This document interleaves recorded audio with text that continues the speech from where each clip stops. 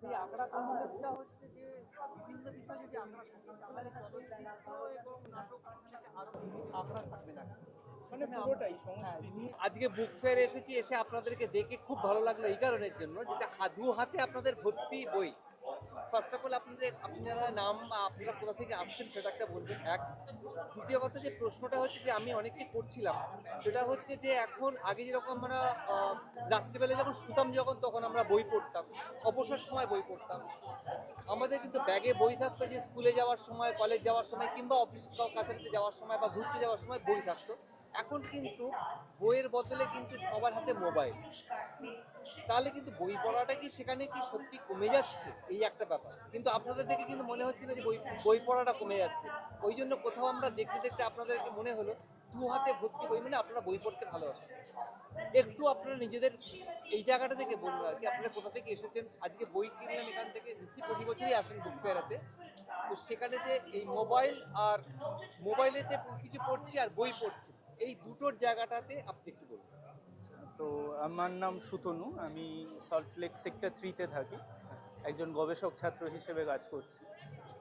তো বই পড়া কমেছে তো অবশ্যই কিছুটা, ইন্টারমিটেন্ট যে আমাদের কনসেন্ট্রেশন সেটা অনেকটাই কমে গেছে এখনকার যুগে। তো সেই দিক থেকে হয়তো ফিজিক্যাল বই পড়াটা অনেক কমেছে, অন্যান্য মাধ্যম এসে গেছে অডিও ভিজুয়াল, যেগুলোর মাধ্যমে আমরা মানে খুব কম সময় অনেক বেশি ডোপামিন হ্রাস হচ্ছে, যে কারণে ওই দিকটায় মানুষজনের অ্যাটেনশনটা চলে যাচ্ছে।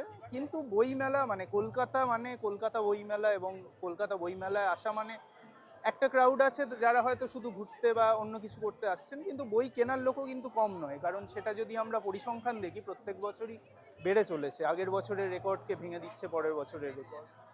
তো সেই দিক থেকে বই কেনা বাড়ছে, হয়তো বই পড়া কতটা বাড়ছে সেটা নিয়ে প্রশ্ন আছে অবশ্যই।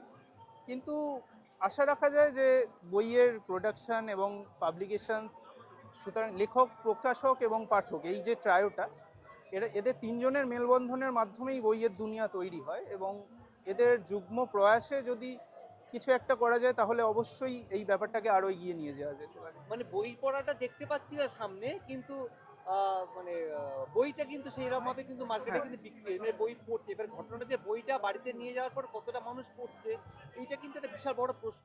কলকাতা মানেই বই এবং বাঙালি মানেই বই, এটা আমরা চিরকালই জেনে এসেছি।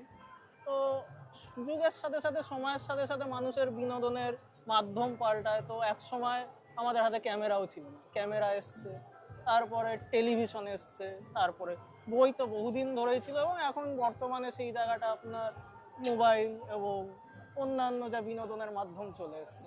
হ্যাঁ, এবার যদি বলেন যুগের সাথে, মানে অবশ্যই আমি বলবো যে বইয়ের পড়া কমেছে আগের থেকে। কিন্তু সেই সাথে সাথে এটাও দেখতে হবে যে প্রত্যেকটা জিনিসই একটা চক্রাকারে ঘোরে। তো একটা শ্রেণী যেমন বই পড়া কমাচ্ছে বলছেন, তেমনি প্রচুর মানুষ আমরা এখনো দেখতে পাই যারা এখনো সেইভাবে উৎসাহ নিয়ে বই পড়ে এবং আগামী দিনেও পড়বে আশা রাখি। এবং বইমেলা এত লোকের ভিড় দেখে তো অবশ্যই বোঝা যাচ্ছে যে বাঙালিদের মধ্যে অন্তত বই পড়ার চলটা এখনো আছে এবং ভবিষ্যতেও থাকবে।